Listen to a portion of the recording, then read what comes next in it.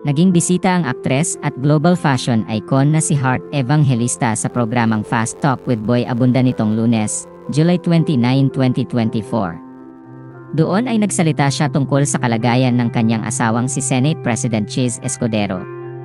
Matatandaang noong April 5, 2024 ay kumalat ang balitang nagkaroon umano ng stroke ang asawa ni Heart kaya isinugod siya sa St. Luke's Medical Center sa Taguig City, pero hindi malinaw ang tunay na karamdaman nito.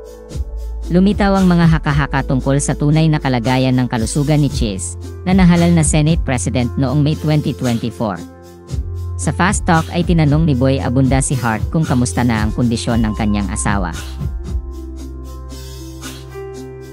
Anya, he's very good. He's super good now. He had an episode. It was an episode and it was a scary episode, but it was a wake-up call for all of us to just really make sure that health is well. And now he's doing very, very good, everything perfect. And I make sure na perfect. Kasi if he goes, I go. You jump, I jump. I swear, ako na lang ang mauna. Hindi ko talaga kaya. Iiyak na naman ako. Hindi ko talaga kaya. Hindi talaga. Huwag naman. Nagiging emosyonal ang aktres sa tuwing napag-uusapan ang kalusugan ng kanyang mister.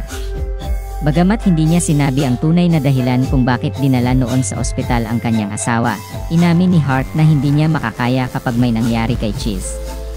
Anya, it's a cruel world. It's a mean world. And without Cheese, I don't know how will I survive because he's my everything. Of course, God's my everything, but mauna na lang talaga ako. Nahalal si Heart na Pangulo ng Senate Spouses Foundation Incorporated o SSF ay buhat ng manungkulan si Cheese na Senate President. Sinabi ng aktres sa panayam sa kanya ni Boy Abunda na isang mapaghamong posisyon ang pagiging Pangulo ng naturang foundation. Inamin din niya na natakot siya dahil hindi niya alam ang gagawin, pero ayaw niyang abalahin pa ang kanyang asawa. Anya, it's very tough. It's also very tough for me kasi I have a lot of questions. I don't know what to do. I am scared but then, ayoko naman din siya abalahin pa so I just have to trust my intuition and my heart that I mean well and I'll do my best. Matatandaang muling pumirma ng kontrata si Heart sa Sparkle GMA Artist Center sa ginanap na ceremonial contract signing event sa Studio 7 ng GMA Network nitong Lunes, July 29.